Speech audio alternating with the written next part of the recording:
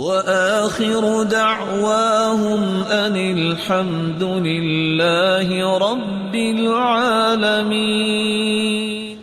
رسول اللہ صلی اللہ علیہ وسلم نے فرمایا، احب الاعمال الى اللہ الحب فی اللہ والبغض فی اللہ۔ اللہ کے ہاں سب سے پیارا عمل، سب سے محبوب عمل یہ ہے کہ تم اپنی محبتوں کے زاویوں کو درست کرو۔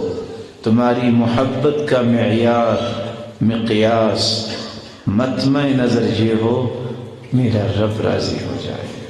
کسی سے محبت کرنی ہے اس غرض سے کہ مجھے رب کی رضا مل جائے۔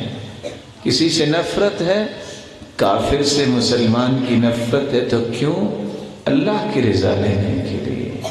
رسول اللہ صلی اللہ علیہ وسلم نے اس لیے فرمایا، سبعۃ یظلھم اللہ فی ظلہ یوم لا ظل الا ظلہ۔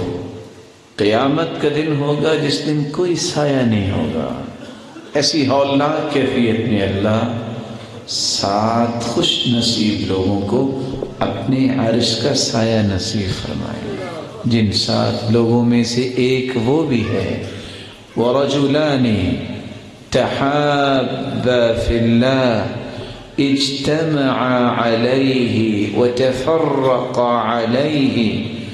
2 مسلمان بھائی، ان کا کوئی خونی رشتہ نہیں، لیکن وہ اگر اکٹھے ہوتے ہیں تو اللہ کو راضی کرنے کے لیے، جدا ہوتے ہیں تو اللہ کو راضی کرنے کے لیے، اللہ کی رضا کے لیے محبت کرنا یہ اتنا عظیم عمل ہے جس کے نتیجے میں انسان اللہ کا محبوب بن جاتا ہے۔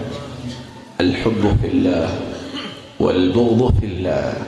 اللہ کے لیے محبت، اللہ کے لیے کسی سے بغض رکھنا، یہ اللہ کے ہاں بہت پیارا عمل ہے۔